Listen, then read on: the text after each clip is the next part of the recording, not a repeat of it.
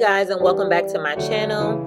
It's your girl, I am Jasmine Sade, and today's video is going to be about how to do knotless box braids on a client with alopecia, whether that be traction alopecia, whether that be a genetic alopecia.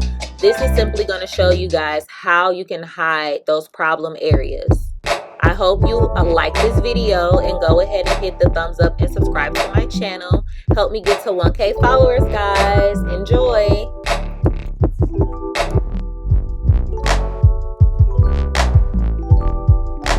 You know, just tell the people like it ain't from, it's not traction alopecia, it's just her. Oh, I forgot. It is a type of alopecia, though. I gotta get you the name. But it's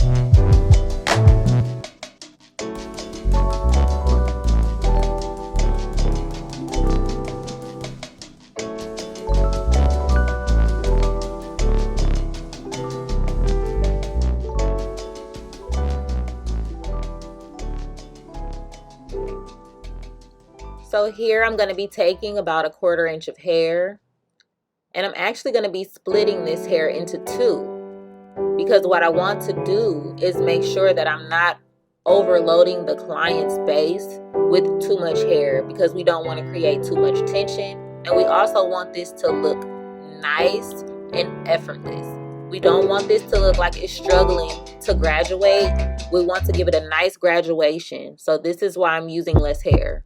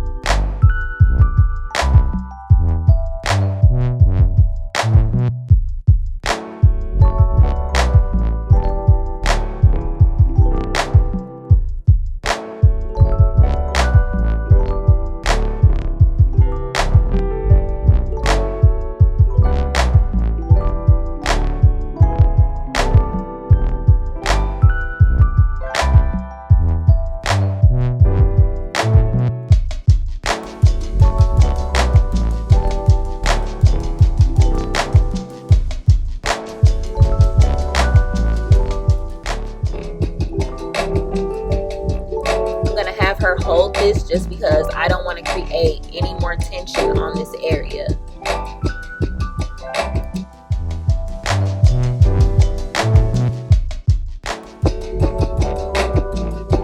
If you guys would like a more detailed video on how I add hair to my braids, please do go and check out my other videos. I would love to show you guys how I do my box braids. I'm sorry, how I feed my knotless box braids.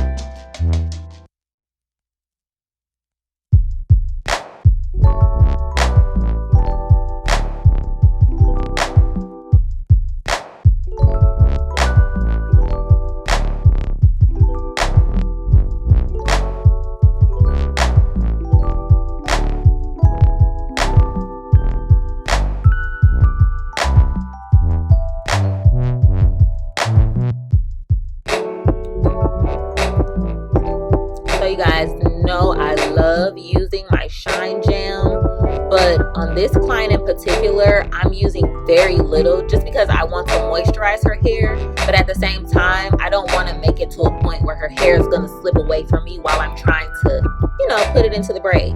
So using Shine Jam, guys. Yes, anytime you see me doing braids, I'm probably 9 times out of 10, 9.5 times out of 10 using Shine Jam.